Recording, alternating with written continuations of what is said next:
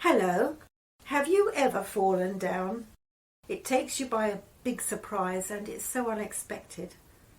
Sometimes it leaves your body bruised and bleeding, not to mention how bruised your self-confidence feels. Often people who fall are alone at home and they're left lying helpless with broken bones and other complications which take months to heal and, sad to say, can be fatal. The demands and expense on our National Health Service could be reduced if personal alarm buttons were more widely used to get prompt attention. I decided to use a personal alarm device, what I call a panic button. Oh, it was such a relief to know that I could call for help if I fell down. I chose a wristband. The pendant can easily be sat upon and create the false alarm. The choice of machines advertised on the internet can be so confusing, but I got help to choose the style that suits my mobility and my personal needs.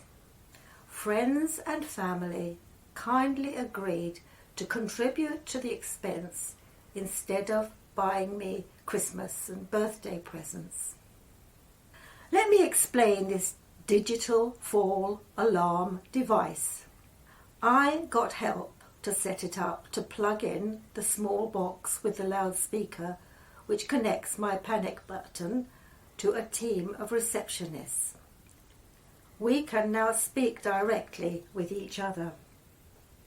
I need to check it out that it works. I check every month, and I always keep the waterproof button on my wrist, especially in the slippery bathroom.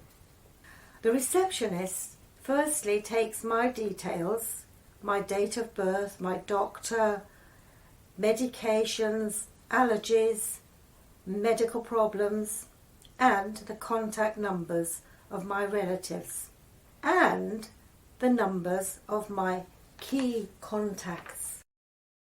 My key contacts are at least 2 people who hold the door key or the code for a key safe in order to get into my house. They must live locally. They must be available at all times by their phones. They will be phoned by the receptionist if there is no response from me if I fall down. The key contact will go to my house and use the panic button and loudspeaker box to give information to the receptionist, who will then give advice. These key contacts are for communication purposes. They do not need to be trained in first aid. If my fall is severe and I do need help, my key contact may ask for another person to be with us. They should first find my panic button and press it to activate the loudspeaker. The receptionist already has my medical history at hand and will give advice. It is better to let the casualty lie down. If they faint, the blood pressure may be down, and remember, blood pressure down, head down. Don't move them more than necessary, and please don't pull their wrists and arms, because bones and joints are very fragile and could be damaged. Don't give food and drink, because sometimes fractures are hidden and anaesthetic will be required. I have given my key contacts a list of things for a hospital bag and told them where to find the bag.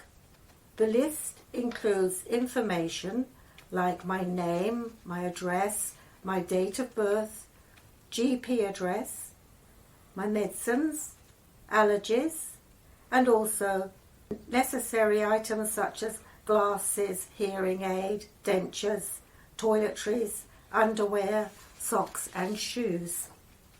If I need an ambulance, my key contacts remain at home to help after I and my emergency hospital bag depart. They will kindly phone my next of kin, arrange for my pets to be cared for, turn off the house lights, ensure that the door key is safely stored away. Let's be prepared for accidents. Let's prevent accidents. Always be aware of hazards. Avoid slipping and tripping over loose carpets, wires, footwear. Install handrails and supports, especially in the bathrooms. Maintain good lighting near steps and garden paths. Strengthen arms and legs and improve balance by daily exercises. And keep that panic button on the body and check it every month. Thank you for listening to our Health and Wellbeing podcast as we talked about the dangers of people suffering physically and emotionally from isolated collapse at home. We need more people to wear panic buttons. We need more kind-hearted people to be their key contacts. Let's build a community of practical care for each other. Remember, kindness breeds happiness.